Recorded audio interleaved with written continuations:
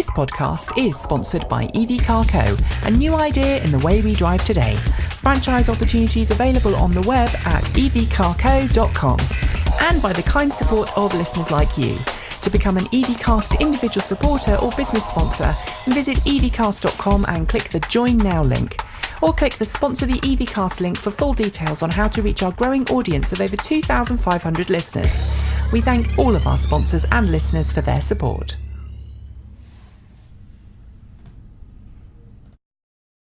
The EVcast would like to thank Mitsubishi UK and the Hyatt Regency Hotel Birmingham for their help with this outside broadcast.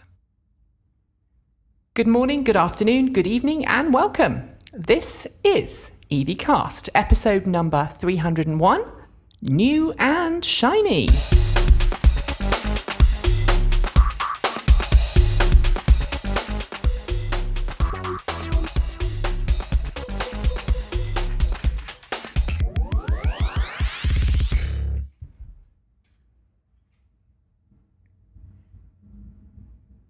Hello there, folks, and welcome to the first UK live edition of the EVcast.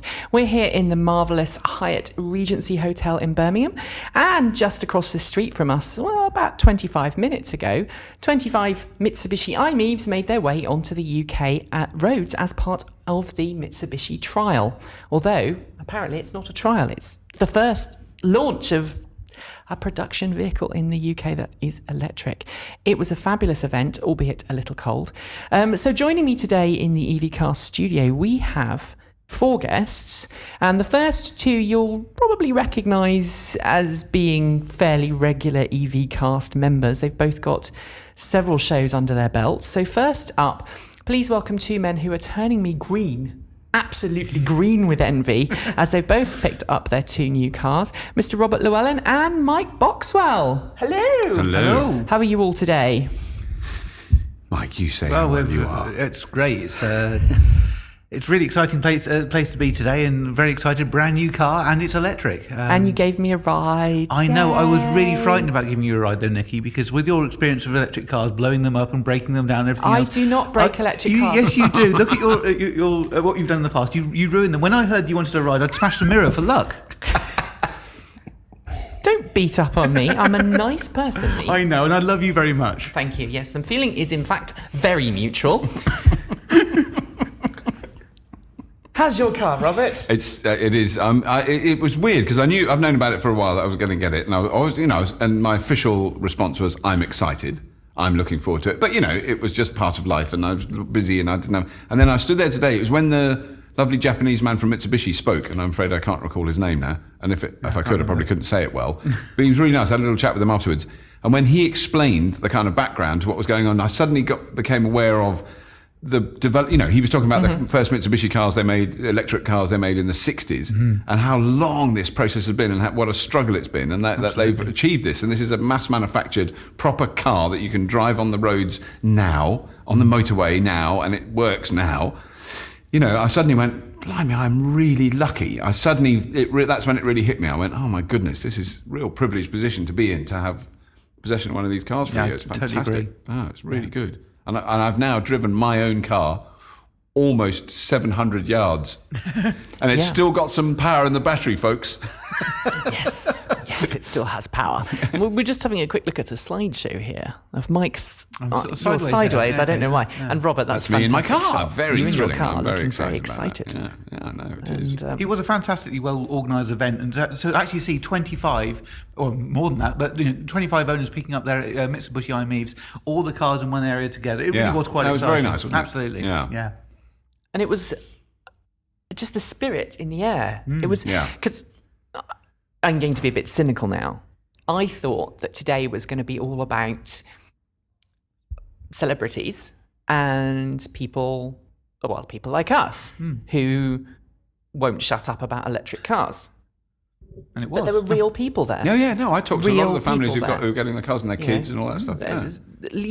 I saw at least 3 or 4 families that got very young toddlers. Little kids. And you think, wow, that's incredible. It's actually happening. It's not a publicity stunt. No. These vehicles are real. They're not going to be taken away and crushed. We hope. Oh, wouldn't that be awful? It would suck. That would suck. Mitsubishi have decided to withdraw this vehicle and sell you a massive SUV instead. Oh, I hope they don't. No, I don't think they will do that. No. I don't think they will. I think it's a different story. It's just one of those, one of those things. I mean, we've got the press release here. Look, official press release, which I'm now going to read you.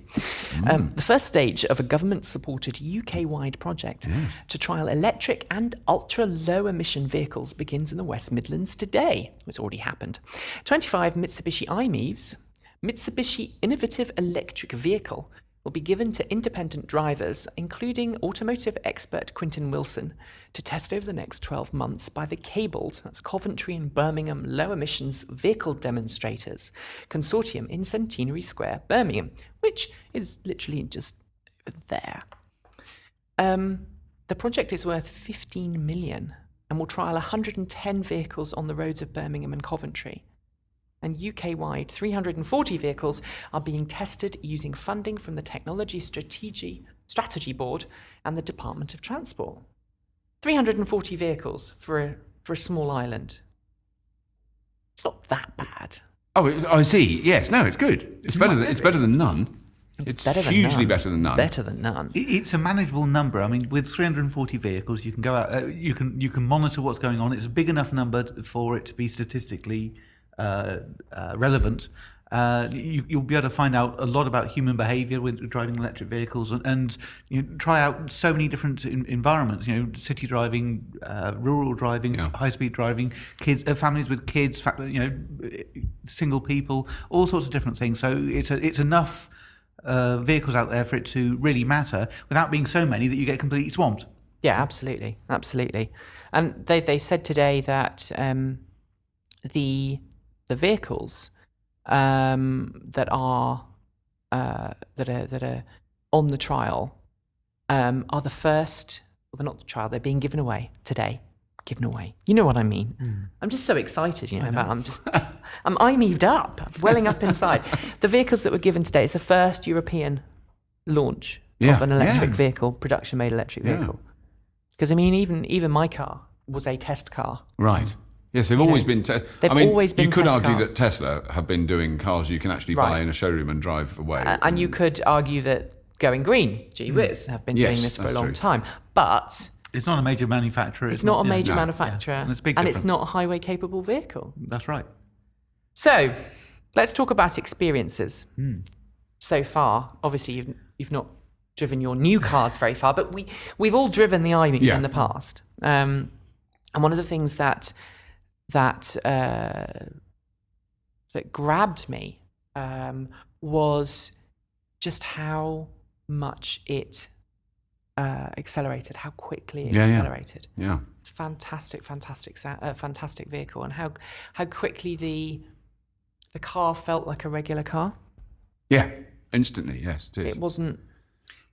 Yeah, it really impressed me actually how much like a regular car it is. I mean, they've tuned the technology to make it feel exactly like a gasoline-powered automatic car, and so even if you put it in drive and take your foot off the brake, you have the creep forward and all that sort of stuff. So it is exactly like a petrol-powered car, but of course still with the benefits of an electric vehicle in terms of the low-down performance and all that sort of stuff. So you can get into a Mitsubishi iMiEV and instantly feel at home. There's nothing there which will scare you. And I think that's quite important, because if you go into something like a G-Wiz or whatever, it is different. You've got a different way of getting into gear as such, with a switch to the right-hand side of the steering wheel.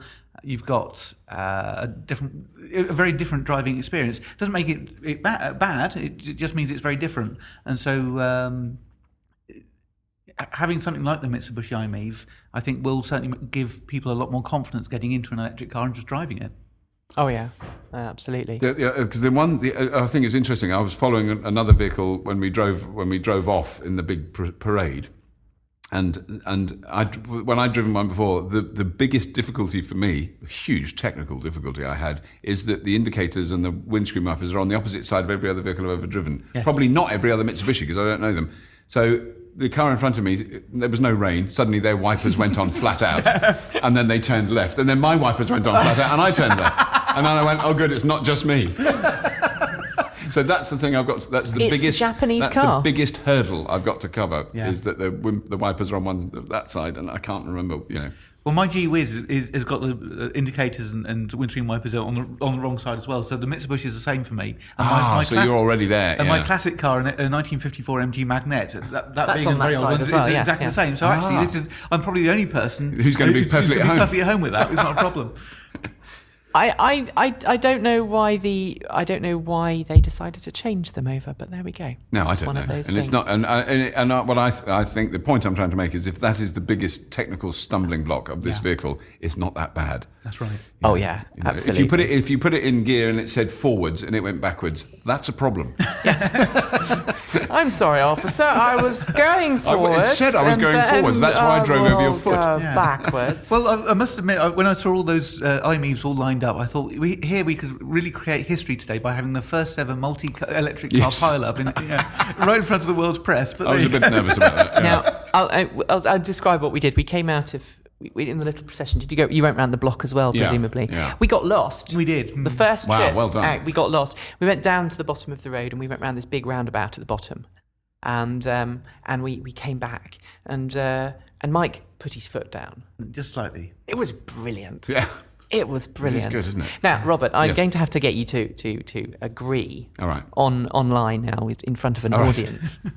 You're going to behave yourself. You're going to be a good boy. Oh, yeah. Given your previous experiences with the iMiev and perhaps a certain speed limit. Yes, there was a slight adjustment of the local area traffic laws in the area that I was driving in, and I did. But I mean, what I would say in my defence in a court of law is I wasn't pretending that I wasn't breaking the speed limit. I was being honest and, openly And you were being foolish. egged on as well. I was being egged on. But what was interesting was also, I would also like to point out, and I think there is some video proof of this, that I was being overtaken by other vehicles when I was doing well over the speed limit. Yes, I have that problem all the time. Yeah.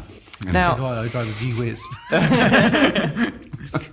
I have to say, yesterday I spent the entire day helping someone move a G-Wiz from Slough to sort of 50, 60 miles down the road. And I could have not had two different experiences of electric vehicles in a 24-hour period than I have had today. Yeah. Well, I mean, the G-Wiz is what it is. It's a great little vehicle for driving around town as a city car, and that's exactly what it is. But you can't take it out of the city. Now, the iMiEV it's a city car, but you can take it out of the city. Yeah. So they do different things, and that's why I'm still keeping my G-Wiz. The G-Wiz will be my car for getting to work, and if I need to drop the kids off at school or anything, that's fine. Shopping, that sort of stuff. But I can't use the G-Wiz if I want to drive 20 miles down the road to another town. Or that sort of stuff. So that's where the iMiEV will be used.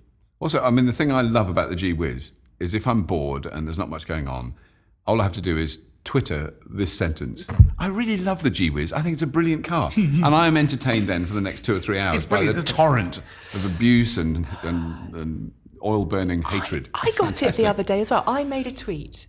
I'm going to go and help a friend fix my old G-Wiz that I've just given away, the one I helped move yesterday, passed its MOT, and I didn't think it would, but it passed its MOT. Woo-hoo. And I went on Twitter and I said, oh, it's passed. I'm quite pleased. My old G-Wiz has passed its MOT. And then I got this barrage of hating G-Wiz posts.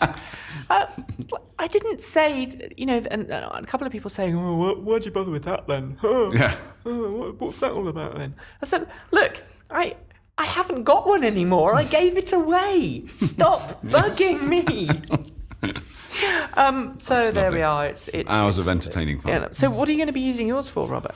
Well, I'm going to use it to go shopping and pick the kids up and do all the hundreds of trips I have to do every day that are well within its range. I mean, I've sort of thought about it since I've known I was going to get it, and then I've been sort of testing the mileage in my regular car now and going, God, I can do that. Oh, I can do that. Oh, I can go there. Oh, I've just been adding to the list of the kind of regular trips I have to do, which they're all well within its capabilities. Well, I would think what I'm going to try and do in the next year is like 80% of the driving I do. Right. That is like the day-to-day grind of, just those sort of things I'll do in that car. It's well within its range. Wonderful. Yeah, wonderful. I mean, one of the things that's when you talk to people who've got petrol cars, they'll say, I couldn't use an electric car because I haven't got the range to do whatever I want. When you actually look at it, then it's something like 90% or 95% of all journeys are easily within the range of an electric car. Oh God, yeah. And it's very rare for many people that they go beyond that. Yeah. I'm looking at it, and probably about 3 or 4 times a year, I will go somewhere which is out of range from an electric car. Yeah. And so it's very interesting to see the reality compared to what people think it is. Yes. Yeah. I did a survey recently online. I'm writing a book at the moment about electric car use, and before that, I've put a survey up. I've had 4,500. What's the website address, Mike? www.owningelectriccar.com.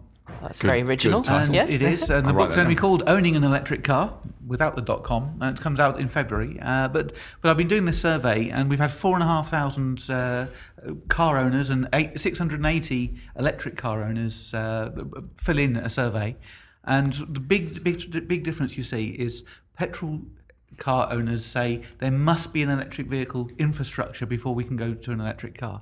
And then you look at the electric car owners and they say we don't use the one that's already there. Yeah.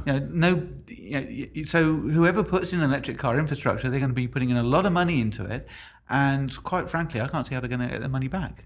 But this does worry me, because I think for the majority of electric car owners, they don't use the infrastructure because they don't need it. Partly they don't need it, and partly because they've got used to not needing it. Right, so they've worked out a way of coping coping with the distance, and they've worked out they don't need to go. These cars will do 80, 100 miles on a charge. Yeah. How many times in a day are you going to be doing a 200-mile round trip? And even if you are doing a round trip, that means you'll stop somewhere. So you could be you go 80 miles somewhere, you charge up, and then by the time you finish, you got the charge to come back home again. Absolutely. With one of the things that I feel quite passionate about with the charging infrastructure is it's not so much putting in points, but getting businesses that are already there, that already have the infrastructure to charge. I'll give you an example. Yesterday on our little trip of hell, we stopped at a pub for a little bit of lunch and a charge.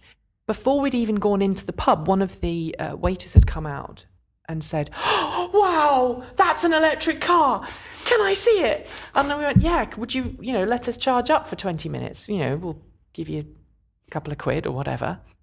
And they said, "Wow, yeah." I said, "Well, would you like a ride in it? Round to the..." Yeah. And for the rest of the meal, he just kept, "I think your car is so cool." And that was a gee whiz. And that was a gee whiz, yeah, exactly. I was trying to figure out, why that particular place had said yes. Partly because of the staff that were really enthused about it. Yeah. And partly because they'd seen the vehicle, they knew what the vehicles were, and it was in your old haunting ground, Mike. We're in a part of the country where you used to live, and I suspect they may have seen one before when you used to tootle around in that part of town. But then we went another 20 miles up the road, and we stopped at this wine bar with delusions of, it's a pub with delusions of wine bar grandeur, who couldn't possibly let us plug in because it might blow all the electrics. Oh, it's very dangerous. Yeah, we've just had the electrics done and we're terribly upset because it's not working properly, and something bad might happen, and we can't possibly let you charge. I'm sorry. And we're getting desperate at this point. We go further up the road and we go to another place where they've even actually got a tree in the car park with an electrical socket. You're kidding? Wow. An electrically powered tree. An electric powered tree. I'm going to be looking at trees in a whole new way. I mean, for businesses, though, especially pubs and restaurants and that sort of thing, having an electric car charging point, and now we've got the electric cars in the Midlands, even more so, it's a great business opportunity for them as well, because if they promote the fact they've got electric car charging, then people will come and visit them. Yes. And it shows a green business as well, so it's free publicity for them, all for allowing somebody to plug in into their power supply, which they've already got. So yes, they can make a charge and make some money out of it as well. They won't make quid or so, big deal. But it's the publicity side of it. It makes it worthwhile a business doing it. Oh, absolutely. absolutely. No, I haven't actually posted my letter to my local Waitrose, but I've written it. Oh, well, the Waitrose locally to my friend said, oh, no. Oh, did they? Yes. Oh, interesting. I shall listen with interest. I mean, there is a website in the UK, ev-network.org.uk. That's right, yes. Yeah.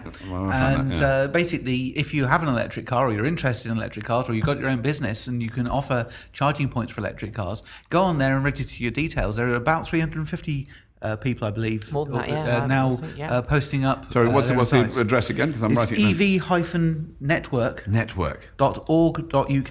That's org.org is ORG. Pop that up in the chat room. And register your details because it means that if you're a business, it gives you some free publicity, but you're then extending the opportunity for people to use electric cars. There we Of go. course, if you own an electric car, it means you can use other people's charging points. It's great. Yeah. Yes. And you can get them installed in your house very, very cheaply. That's the other thing, people talking about how much it costs to get the infrastructure set up. It's rather cheap It's wires- if you do it it's on wires a and plugs. personal level. 'Cause Okay, I've always big wanted business. my own petrol station in my house, but apparently that is quite expensive. Yeah. You can make your own diesel and do that at home. I've done that You can myself. do that. Went through all the veggie oil conversion stuff Right. and everything else, and that's cost me about 40 quid to set up. And I see. everything It's not else. So too it wasn't bad. too bad, but Yeah. yeah. Oh, one of the things we had was we had people with there was an EV somewhere. I can't remember the name of the guy who did it now. One of the EV guys in the States converted an old-fashioned petrol pump to an electrical idea. plug, Oh wow, that is cool. so he could just So you actually leave have a this petrol pump outside in petrol your, pump, in your front. an old petrol pump on his I want one. driveway I want one of those. with an electrical cable hidden Yeah. inside the petrol pump, and then you just kind of plug it in. And he'd modified the end, so it did look like the car was filling up with petrol, but it's actually Fantastic. brilliant. I want one of them. We've got That to is- build one of them. That is Gotta the build petrol one of head them. solution to the electric car market. You can still pretend that you're driving a petrol vehicle. Well, we're going to leave the Mitsubishi now because we've got some guests in a second from Mitsubishi who are going Right. to talk a little bit more about the technology side of it. But we've got some news items that I just wanted to touch on Yes, let's do today. NMG, No More Gas, makers of the Corbin Sparrow until fairly recently. They've said that they're going to produce this new car, which has already been talked about several times, and it's the most bizarre-looking thing in the world. I've seen pictures of it before. yes. Corbin Sparrow. It's now a two-seat version, Right. but it's now called the No More Gas NMG. Right. But their price, they said, it could be as low as $22,495 And 50 cents. and 50 cents. You have to remember the 50 Sorry, it's cents. important. Yes. Two-seater vehicle. Why would you pay? This is the point now that the reason why I'm highlighting this is we are now reaching a point in the electric car industry and marked by today's events where companies like NMG can't hope to survive.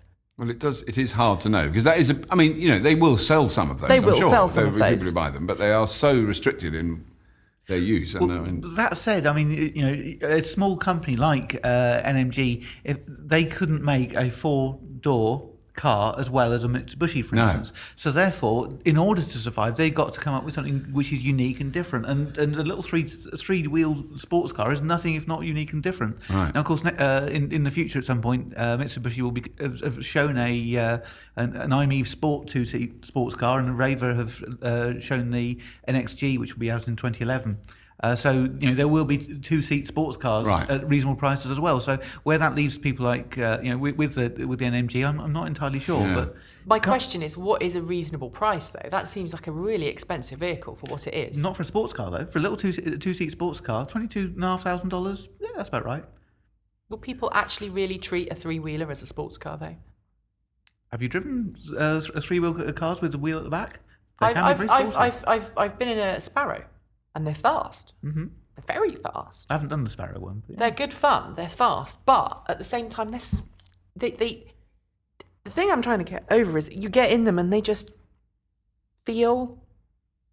They don't feel like they're properly made. They don't feel like they've got that level of quality, that level of control, that level of. The thing I like about my car is I get in it and it feels like any other Yeah, so I think that's car that was made at its time. Yeah. It's an 80s Golf. You sit in it and it's a Golf. You remember those 80s adverts that, if everything in life was more reliable than a Golf type thing. It does. It just feels like, and you feel safe in it. You get, even something in like a G-Whiz, you get in it and you think, it does, it reminds you. It's a low volume car. You're in a low volume car, and it's, my previous electric car is City L. You lift the top up to get in and out, and that you can actually see the Sharpie markers on the inside where some guy at the factory has sawn this thing out, and he's marked where he's supposed to saw it, and he's not quite followed the line, Yeah. But the Mitsubishi feels like a real car. The RAV felt like a real car. Yeah. The Tesla feels like a real car. Yeah. And I question whether something like the NMG has a market. Like I think it's so far on the niche side. In the current economic climate, how can they possibly bring something like that to? Agreed. Certainly in the UK, the market will be too small. Maybe it will survive because there are just there's far more people in the US, and therefore a niche model may survive. I mean, it is, and it's also that intriguing difference between something like that, which immediately makes me just, as soon as I see the picture and I go a little bit, whereas the Aptera, I don't know how you say it, but I mean, is a totally freaky, weird-looking vehicle. That is just silly and space-agey and oogie-boogie, but it's kind of gone a step further. So you're not going, well, it doesn't have the four wheels in the right configuration, and I don't know if it. You go, no. If you're going to get a weird car, get a really weird car. That is so. That's an alien landing craft, isn't amazing it? And everyone who looks at it says, "I want one of them." Yeah, they are extraordinary. It's a completely opposite. So it isn't necessarily the shape or the wheel, it's there's some other thing, and that's got that old thing that is like a Reliant Robin. That's like it's like a bit. I like the 80s word naff. Yes, it's a little bit naff.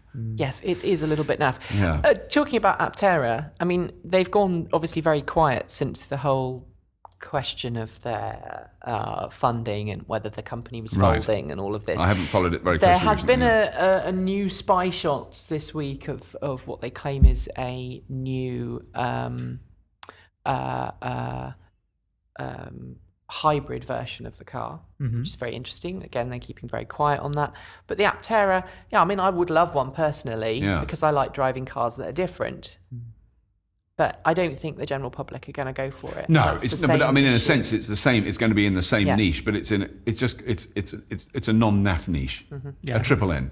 Well, there's one of the things that's been commented on in the chat room is all the other EVs with lithium-ion are around $40,000. And Paul is saying, how can you make a car that cheaply? And the answer is you take a big cut. You take a big economic punch in the gut. Yeah. I mean, Toyota lost millions for many years on their hybrid drivetrain before it became popular. And it's something we're going to touch on in a while. Yeah. One of the questions I have is how much can a car company subsidise an electric car program? Before, what's the crunch point? What's the point at which you turn around and go, okay, we've put so much money into this now. We've given away 3 million cars. We've done our charity work. I mean, luckily there's some people here who will know a better answer. I haven't got a clue. Yeah. Well, it's one of those things. A lot of it comes down also to volume. When the volume of the vehicles go up, the chances are the production cost of the lithium-ion batteries will start coming down. It's going to take a while.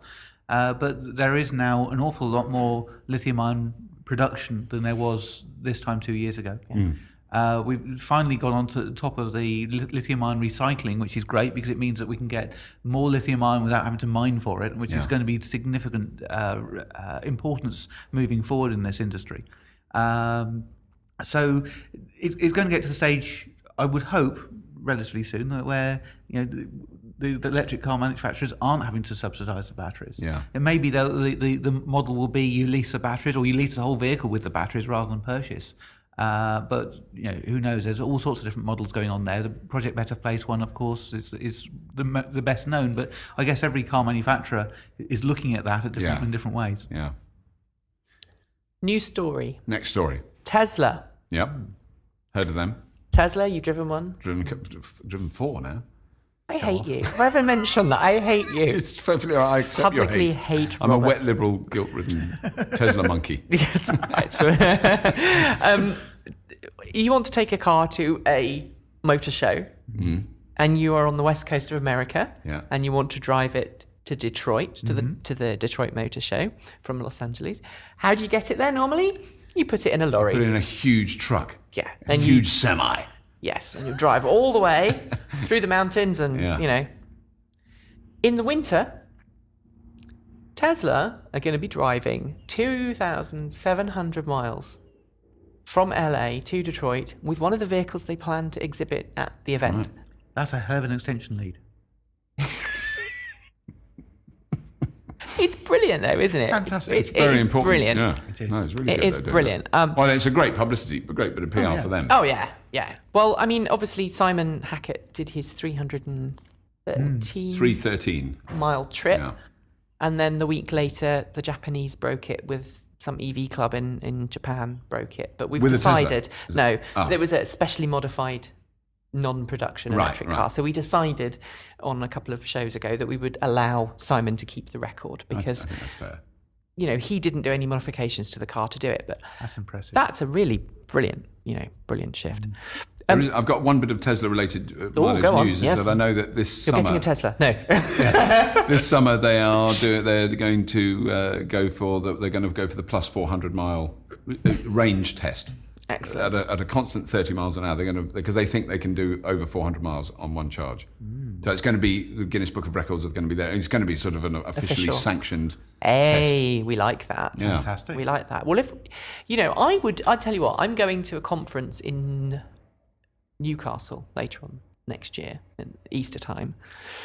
If Tesla gave me a Tesla for the week, I could drive from Bristol to Newcastle and prove that I could. I mean, I'd do 30 miles an hour most of the time. Yes, in the fast lane of the motorway. In the fast lane of the motorway. That would be more fun. That would be good. There's a prediction that electric vehicles could saying create this, yes. 1 million 1 million jobs. By 2020.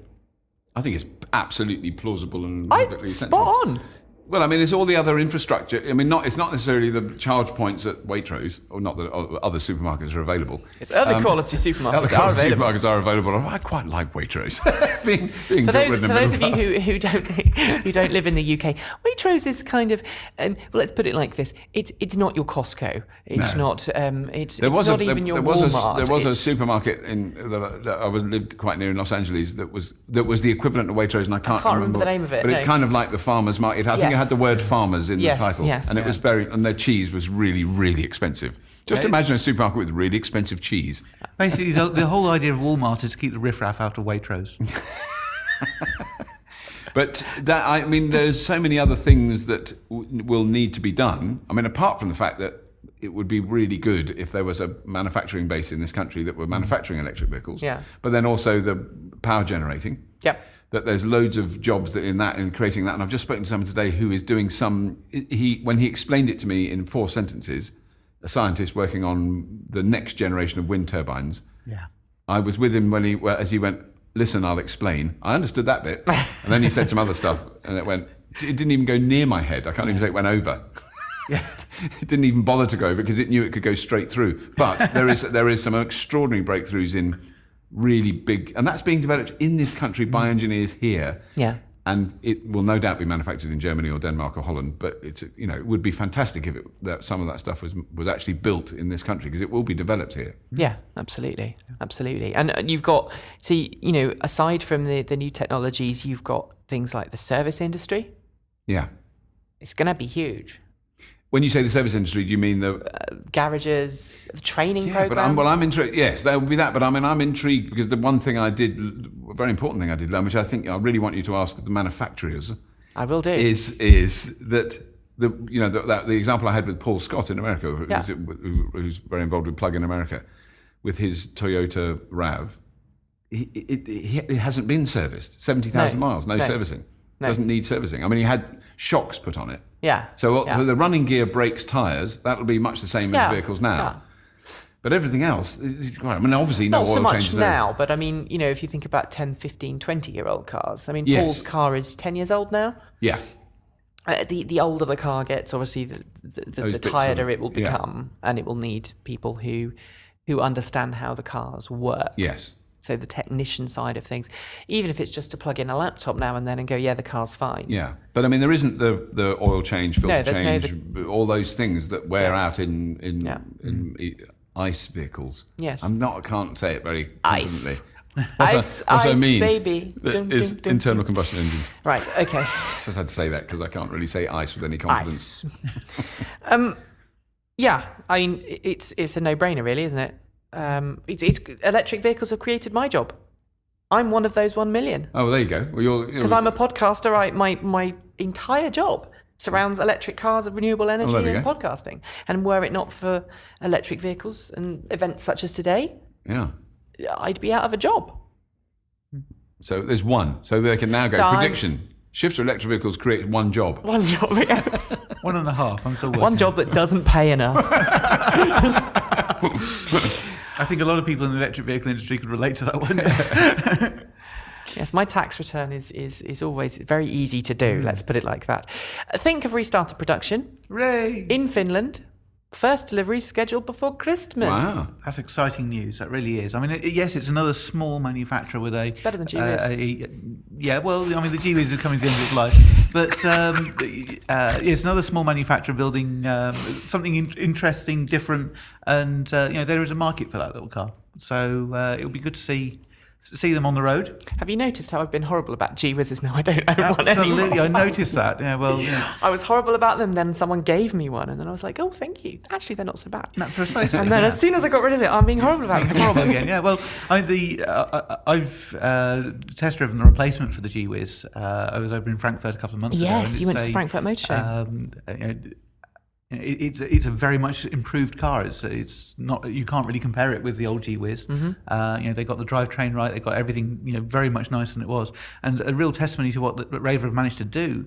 General Motors have signed a deal with them to use the drivetrain of the new car in the Chevy Spark, and that comes out at the end of next year. Wow. That's awesome. Wow. That's awesome. That's a nice looking little car, though. The thing, I like that. yeah, The Thing's a cracking it's car. cute. Yeah. Looking car. It's a very cute little town runabout, and it's designed in a country that's cold. So we're not going to have that usual. Well, it's run out of power. Well, it's quite That's interesting. cold. It's quite interesting. You say about the cold. In the UK, there's always problems in the winter with electric car batteries. I was talking to a guy in Norway earlier this week, and also to an electric car manufacturer, and they said, "Well, we don't get these problems over here." And well, why not? And I said, well, we're not entirely sure because people use them. They keep the batteries warm by charging them up or driving hard. Right. And we don't get the battery failures that you get in the UK. So it's interesting. My Golf, the batteries have died on it because it sat there for 2 months because the motor needed some work on it. But before then, the batteries were 7 years old, completely shagged. Right. Oh dear, I said shagged. This is not going to be PG anymore. But shags just means a form of dancing in America. Yes, so that's exactly. perfectly right. Oh, that's fine then. I thought it was a flying bird or something. It was Yes. a bird, isn't it? A seabird. There you go. There we go. You can say shag on a rock. And There you go. You're talking about completely wildlife. shag on a rock. There we go. And the batteries were fine because I was using the car every day. And when we had really bad weather, the batteries were still really warm because I'd drive it, bring it home, plug it in, drive it, bring it home, plug it in. That's all it did. One more news story, and then we're going to let these two kind gentlemen disappear. Zip off. Zip off. Silently in our electric Zip vehicles. off silently in the Marvellous. electric vehicles. Going. Oh, yes, I have heard about this. Such an exciting sound. It really does go. It just keeps going, doesn't it? I don't know what this is because I'm now speaking on an old microphone here. I don't know what on earth that sounds like. It sounded like something went horribly wrong. Yeah, probably. you blew a fuse, I think. So this is my least favourite car in the whole universe. The Porsche Cayenne, lovely. The Porsche Cayenne, but it's a different one. It's the rough Strommer. Stromster. The Stromster. Stromster. The E-Rough Stromster. Is So give us the tech breakdown briefly. well, it's based on the Porsche Cayenne. Yeah. And Is that how you say it? Cane? I don't know. I think it's quite a good word. Cain and Abel. Yes. I don't Okay, know. anyway, that It's thing. got the a big thing. 270 kilowatt Siemens motor. That sounds big. It does sound big. Now, in terms of horsepower, that's a lot. It is a lot. Yeah. That's a Melt lot. the thing, won't it? I don't know. But Imagine the heat they're going saying through they're that. talking about, it's not a very big range, 120 miles per charge, but it's a huge car. Yeah, and they were 1.5 tons, Huge 2 car. tons, something like that. One of the things that I'm very interested in, Range Rover obviously taking part in the cabled program, Yeah. which is part of Yeah. what the Mitsubishi launch has been under. And I can't wait to see how far those things go. The big Chelsea tractors. They can get a lot of batteries in them. Yeah. I just want to have an electric Land Rover so that I can I've always wanted an drive electric Land round Rover, yeah. and people can give me grief. And I go, no, it's electric. don't Land you know?" Rover built some electric Land Rovers in the late 70s and again in the mid 80s. they? Wow. Some test ones. They were built in Coventry, just down the road from here. Right. In Coventry. And they had lead acid batteries, and as you can imagine, they didn't have a great range or performance. But Land Rover has been experimenting with that technology Yeah. for many, many years. But, can I add one piece of news of my own? Go on. Well, this next week, again, as part of the research for my book, I'm doing some real-world tests of. I'll shut up about the book now. I'm just Oh, the I'm just book, ready to yeah. hit you in case you tell me some other good news that I go. Okay, well, I'm now cowering. No, I'm First doing mass some murder produced on live on the live internet. podcast, yeah. Now, I'm doing a series of real-world economy tests Right. using electric vehicles. So we're going to be using a G-Wiz, and a Mitsubishi i-MiEV, surprisingly, and a Aixam City, which is known as Fantastic. the nice mega city in London. And we're going to be driving them the same routes on all vehicles during rush hour, and measuring the economy over a period of 3 days. We'll then be converting that into sort of a CO2 per kilometre reading, Right. and then we'll be comparing it with a Ford Ka petrol gasoline car, and to see how they compare in terms of CO2. Very good.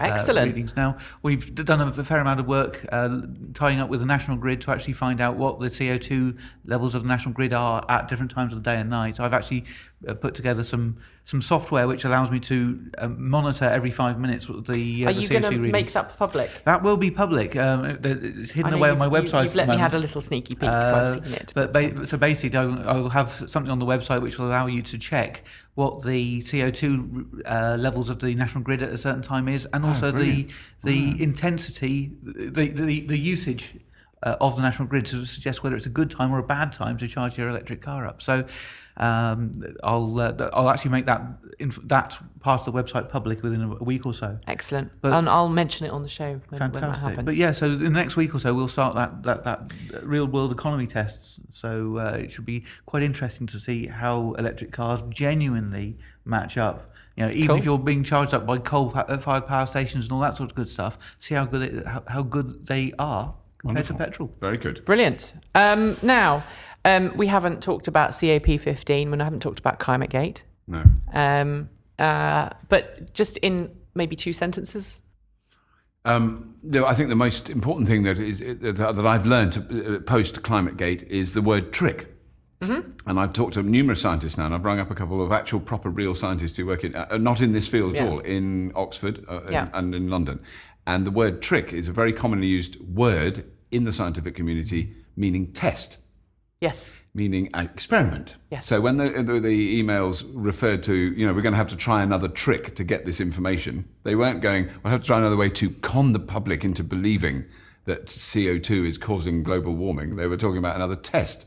And in fact, in one of the emails, I've seen it broken down sentence by sentence. There's a wonderful YouTube video made by someone, beautiful commentary, really calm, really slow, explaining sentence by sentence. What he's actually saying here is the data isn't reliable. We've sawn down the wrong tree and looked at the wrong tree rings. The trick isn't working.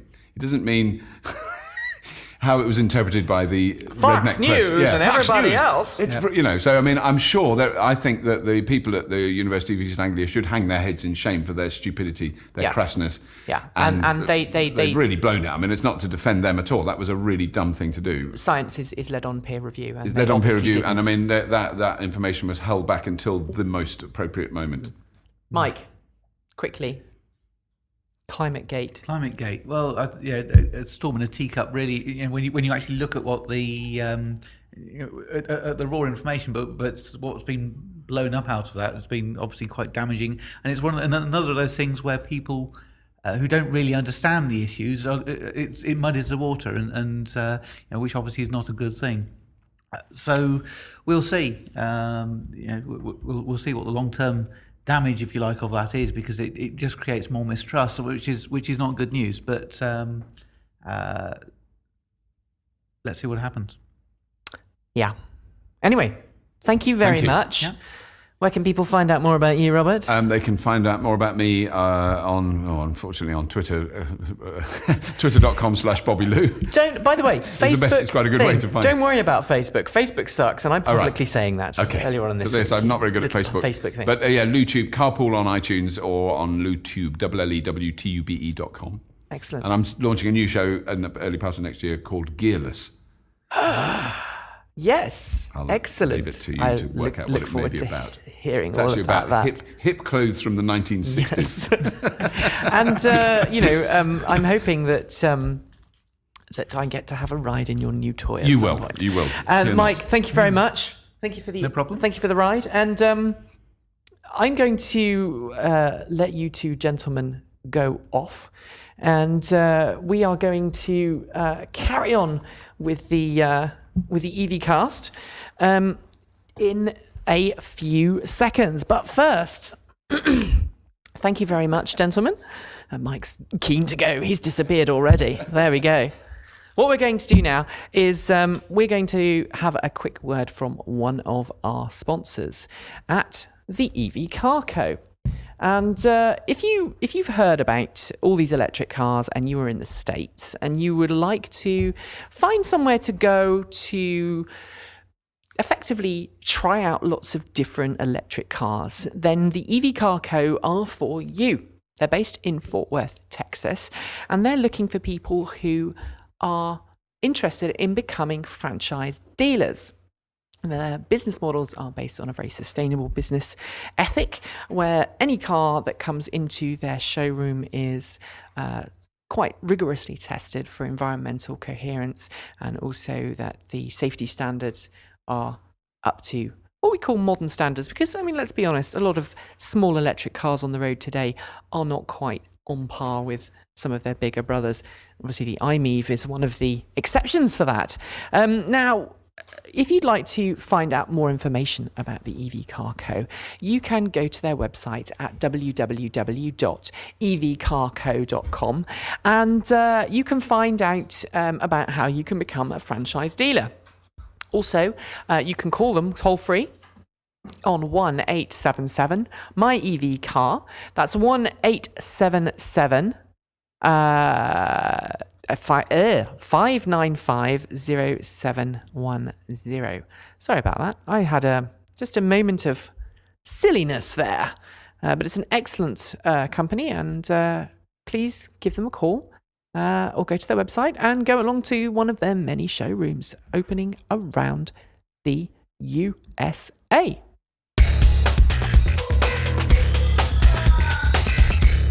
Now, before we get the next guests on, what I'm going to do now is I'm going to play you a quick bit of the Mitsubishi video that they had playing today, which shows you just a little bit about the car. It's got some shots of the car driving around, and you can see how beautiful it is and how quiet it is as well. So, coming right back after this quick little Mitsubishi.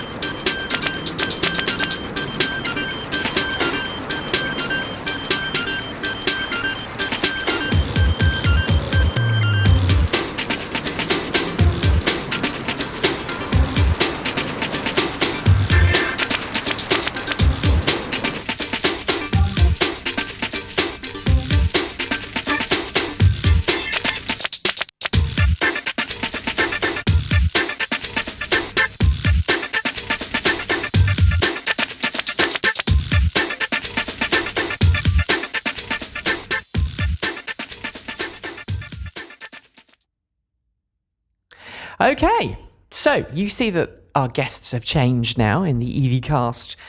We're not in the studio. I can't say the EVcast studio for once. But joining me today are two gentlemen who have been integral in today's launch. First up, a man who joined the company in July 2000 from Ford of Great Britain, where he spent 12 years in a variety of sales and operational roles. Originally appointed as general manager for sales operations, he was promoted to sales and marketing director in October 2001, with responsibility for vehicle sales, marketing, product planning, press and public affairs, network development and business management. In April 2009, he was promoted to the role of managing director, with responsibility for overall direction of the Colt Car Company and Colt Cars Midwest. He's also a member of the board of Spittlegate Dealer Services. Lance Bradley, welcome to the show. Thank you very much. Now, it's a very proud day for you today. It is, yeah. It's a bit like sending your children off to school for the first time. We've had these electric cars. We've been testing them in the UK for about 18 months or so, building up to the day when they were handed over to members of the public, and that happened today. And wow, what an event!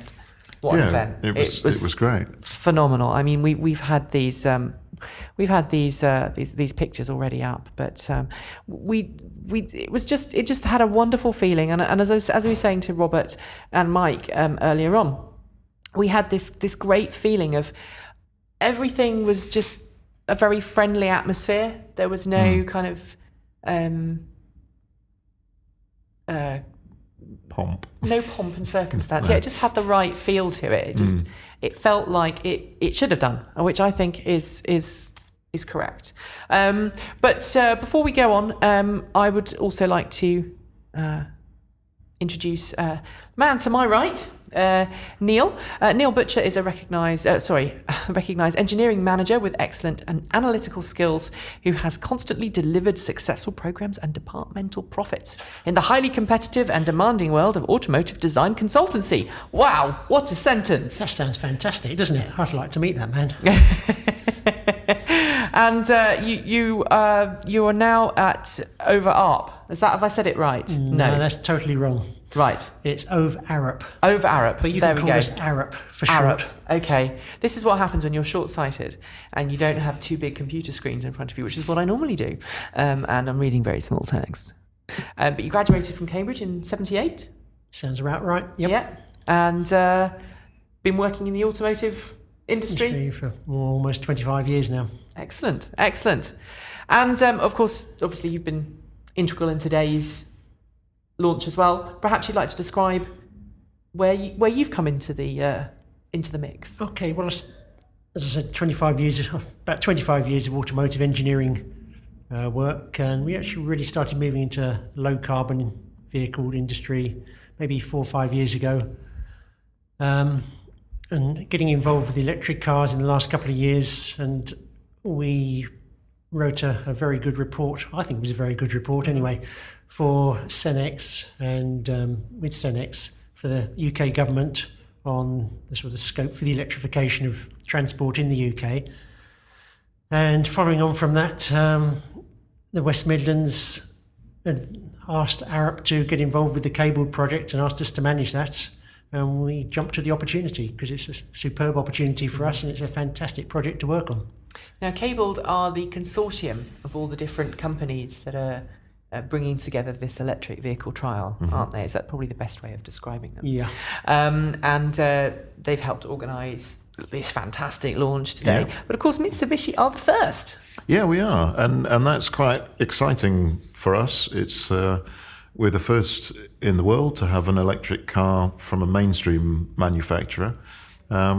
Cars went on sale in Japan about 6 months ago, and then the second batch of cars to go on sale anywhere in the world are the ones that have been outside today. Now, obviously, a lot of the listeners to the show will...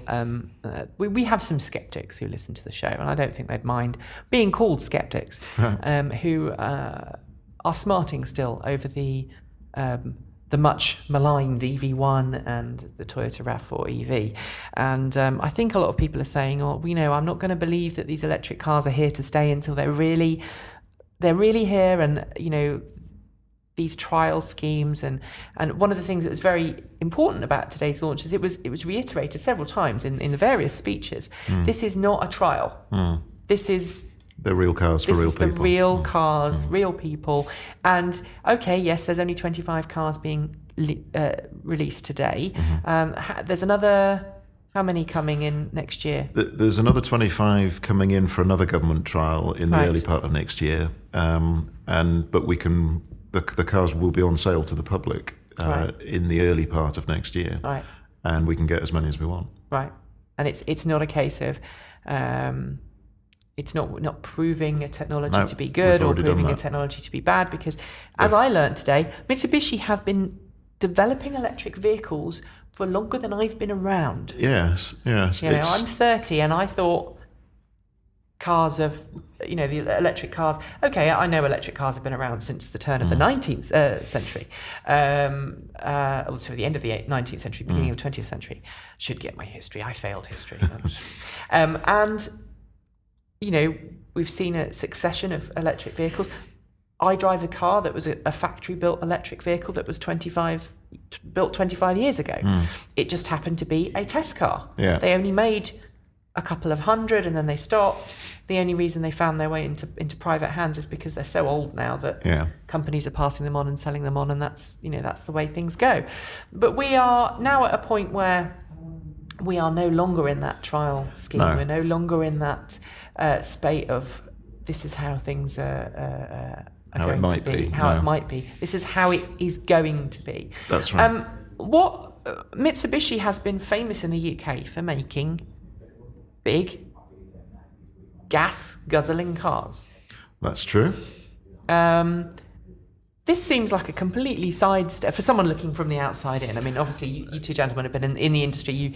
You know exactly what's been going on in the industry, but from an outside point of view, you've had rally cars, very famously, obviously the Evo. You've been very famous for your big SUVs. It seems like a completely game-changing move for this. Is this something that Mitsubishi are moving away from, or? It is a big change for us, and it's an important change, because although there are people who still need a 4x4, farmers, for example, and people who still want a high-performance car, increasingly people want smaller and more efficient vehicles, and it's absolutely vital for us to head in that direction. So the electric cars have been being developed since the late 60s, in fact. This one that was launched today has been testing for around 3 years. We've been testing in the UK for about 18 months.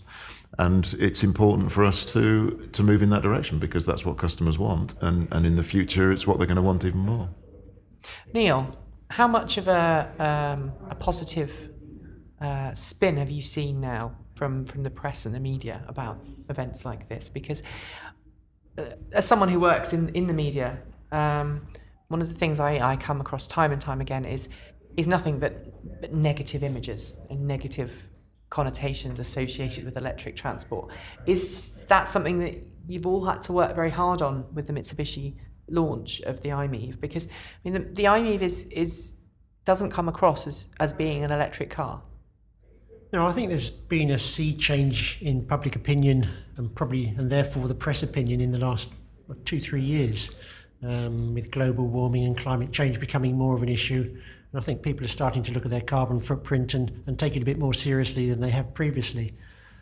And the Mitsubishi i-MiEV is just a car just perfect for this time. It's just coming on stream exactly when the public are wanting to see these electric vehicles. It's perfect. It's just in the right place, at the right time, and in the right way. One of the things that is very refreshing about this spec sheet, which I have here, and I've driven a Mitsubishi i-MiEV several times, and it struck me then. Your technical features and your key features list the things that you would expect a regular car to have.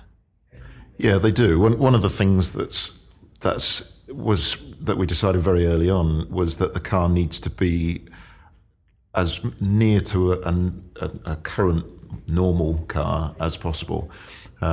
When I've spoken to people about, we've got an electric car coming, they either imagine a milk float or something like a Dodgem car at the fair, or something like the USS Enterprise, where you'll get in it and there'll be banks of LEDs flashing and everything else.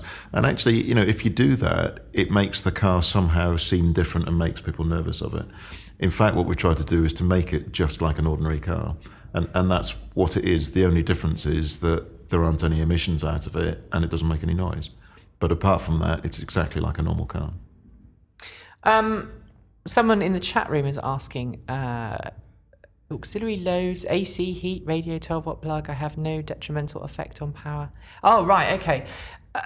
I think the question that's being asked is, how much do the accessories impinge on battery life and range?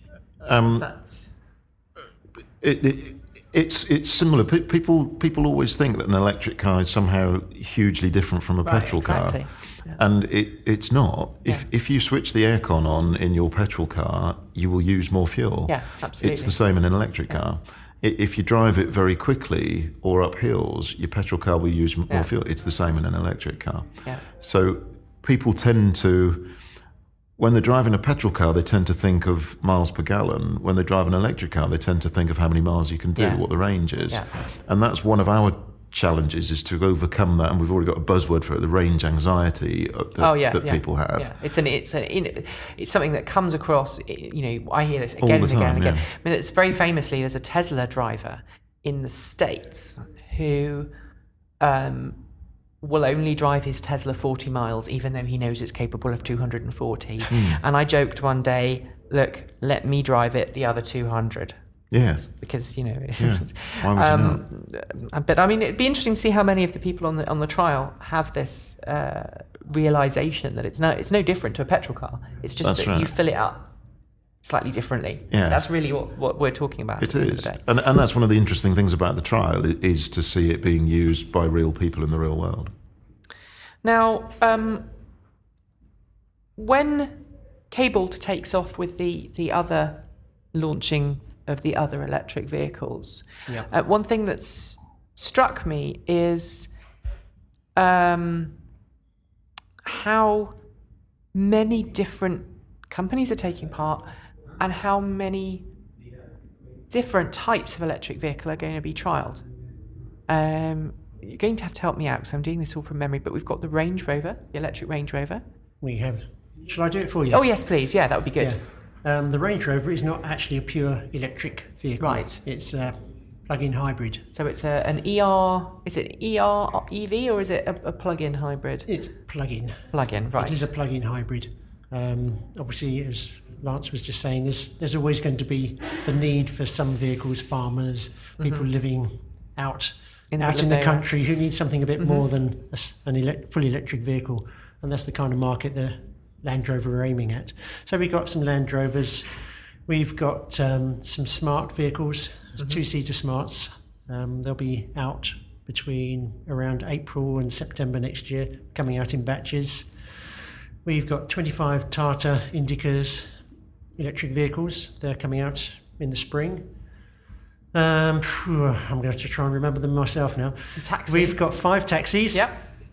Electric taxis, and we've also got some hydrogen fuel cell vehicles from Microcab as part of the trial. So we have got a combination of fully electric, hybrids, and fuel cell vehicles. Right. So let's see where it all goes and see how people get on with the different technologies and see how much we can learn. And obviously, part of this is down to the UK government saying, okay, we're going to test these vehicles and make sure that they're... I think we in the West Midlands wanted to get a sort of a major project going. We wanted to make a big splash. It's fine getting 5-10 vehicles, but you'd get lost around the cities around here. So by having over 100, at least we're starting to get a bit more. It's an issue that I fall into quite a lot. So I live in Bristol, which is, for those of you in the States and around the world, it's probably about 80 miles southwest of here. And we've probably got 30 electric vehicles in Bristol, but they're all lost. And as soon as you meet someone and they go, wow, is that an electric car? I've never seen one before. Partly because they don't know they're all electric, but also because there are so many other cars, the chances of meeting an alternative fueled vehicle are quite slim. Because you have to be, one of those 30 cars out on the road at the time that one of the several 100,000 cars that's in Bristol, the ratio is very small. So, I can hear what you're saying.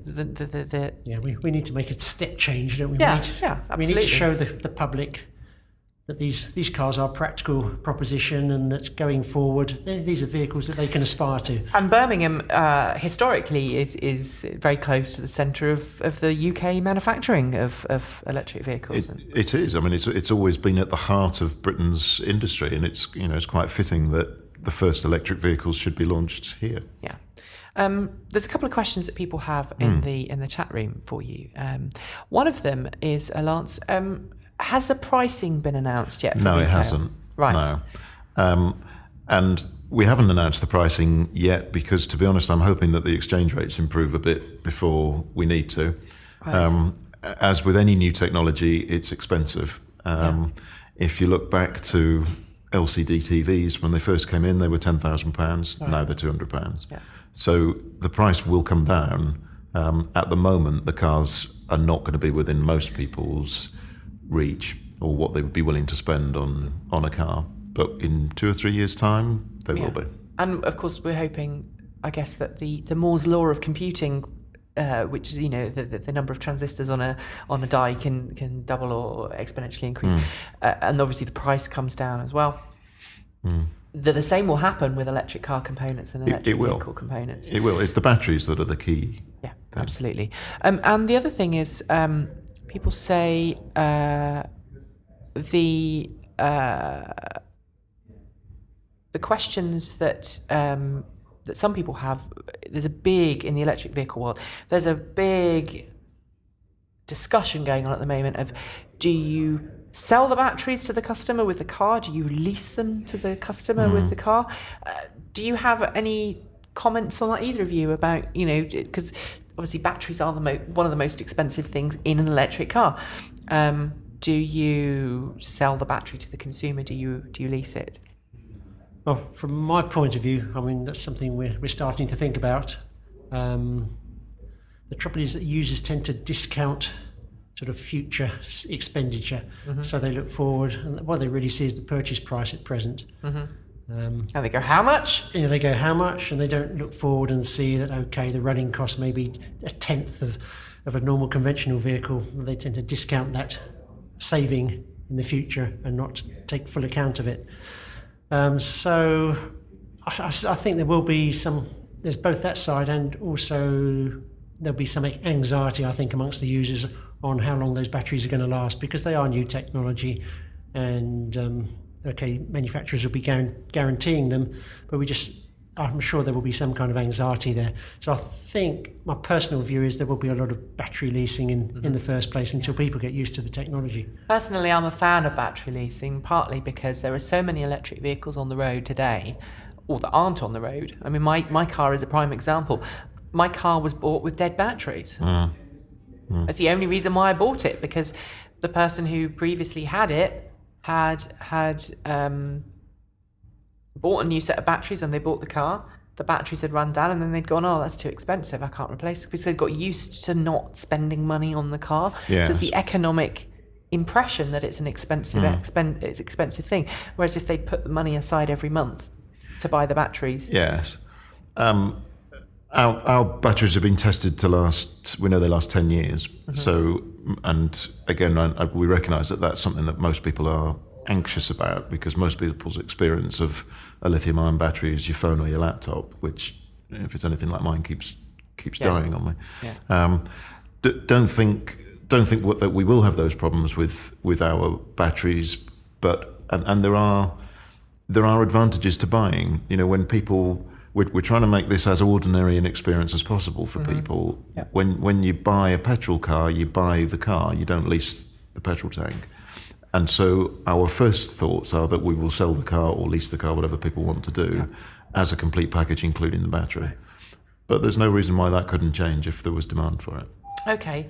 And finally, really, I want to again re-congratulate you both for a fantastic event today. It really was truly great, and I'm very happy because at least I got a ride in one of the cars. I did joke that I was going to try and pinch either Robert or Mike's keys at some point during the show, but I've refrained from that. And they don't have keys. No, they're keyless entry, aren't they? They're very clever. They're very clever. Where do you go from here? The trial will be, or the scheme that the cars are being used on, we will monitor closely, see how people use them. There's another 25 vehicles coming in the early part of next year. We're currently making arrangements with some of our dealers in big cities, to be honest, to start selling the vehicles to the public in the early part of next year. Fantastic. And other models? There are other models. There's another small car coming in a couple of years' time, and we have a plug-in hybrid vehicle that's currently undergoing testing that will be on the market in probably 2 years' time. Fantastic. Thank you Could very I much. just, Yeah, absolutely. from our point of view, for sort of deployment of electric vehicles in the UK, the TSB program, the Cable project, is the first of probably 3 stages of deploying EVs across UK. The next stage, which probably be in around 2011, we're sort of planning the next stage of demonstrator program, which will be putting thousands of vehicles out on the road. And that's, again, it's a learning process still to understand how much public infrastructure we actually need out there. Because as Mike was saying earlier, EV users don't actually use it. No. But to convince conventional users to move across, we have to put something in. And it's trying to understand how much do we need. And if you're listening to this show or watching this show live, you are probably one of those people who's already convinced, who already sitting there going, please, I'm one of those people. So please give me one of these. Please let me buy one. Please, where can I get a car? Just anybody. But it is the general public that have to be persuaded that this is not all that bad, really. It's not bad at all. It's actually very good. But people don't realise that, and partly that's because of, a certain television show and the BBC. And we won't go any further with that. And it's an entertainment show. It is. I don't think people really believe it. Some do, unfortunately, but it's an intelligence thing, I think, and I'm not saying any more. Someone says, please build the Lancer MiEV. That's a possibility. That the car the plug-in hybrid that's being tested is on the same platform as the Lancer, so that is a possibility. There you go. Thank you very much for joining us today. Where can people find out more about the programme, Neil? Well, we do have a website, which is www.cabled.org.uk, and we'll be putting updates on that as we move forward over the next 2 years, once we start getting vehicles out on the road and providing feedback as to how everyone's getting on with them. Fantastic. And the i-MiEV has its own little site as well, doesn't it? It has its own Facebook page, in fact, which is the best place to keep updated, and people can ask questions, and I go on there pretty much every day and will answer the questions, as do the other people involved in the project. So if you go on Facebook and search for Mitsubishi i-MiEV, you'll find it. It's much better than I do. I'm afraid I give Facebook a wide berth most of the time, because I know if I go on there's all these little distractions. Yes. And they'll just get me. But it saves doing any work. So. It does save doing work. But when you're self-employed, you have to That's work not a good hard, thing. Yeah. Thank you very, very much Pleasure. for joining us today. And I wish Mitsubishi all the best in the future. And I wish the Cable programme all the best in the future. Now, folks, we're just about wrapping up now on the show. So we're just going to talk a little bit about feedback. Now, as always, if you've listened to the EVcast and you like what you hear, or you don't, you can send us some feedback, and we do love to hear from you. Because of today's location and the fact that we're not in the usual EVcast studio, we don't have any feedback today. But if you'd like to leave some, you can do that on our blogs at www.evcast.com. You can also call and leave us a voicemail if you are inside of the continental USA or Canada on 1-888-451-8862. That's 1-888-451-8862. You can send us an email. You can even put an audio attachment in that at podcast@evcast.com. That's podcast@evcast.com. You can reach us on Twitter at twitter.com/evcast, with a little at EVcast sign. And my name is Nikki Gordon-Bloomfield, has been, and I have been your host for this really great fun Mitsubishi iMiev special EVcast. I hope if you are tuning in tonight at the usual time that you're not too disappointed that we've gone and had fun without you. And if you want to keep track of the shows, then why not go to the EVcast website and have a look at the calendar, which lists all of the shows, when they're going to be, and you can watch live at www.evcast.com. Do take care this week, and if you're at a loss for something to do, why not pop along to www.thisweekinenergy.tv and join myself and Bob Tregillis on Wednesday for our live show talking about the energy boom. We're having a bit of a roundup from COP15 and talking about the latest news in the energy sphere. Don't forget that Bo, Ryan and Shannon will be back on Tuesday at EVcast for their regular show. And Joe will be back on Thursday next week. As always, thanks very much to our kind sponsors at the EV Car Co. and also by your kind donations. Please check the EV Car Co. out at www.evcarco.com, or you can come to our website at evcast.com and click the sponsor link to find out how you can donate to the show. Any donations are gratefully received. Thanks very much, and thanks again to Mitsubishi UK for helping and Cabled to help launch this fantastic event today, and thank you again to the Hyatt Hotel in Birmingham for letting us have a room so we could do the show. That's it. My name is Nikki Gordon-Bloomfield, and as always, don't forget to plug in. Take care, folks. Bye.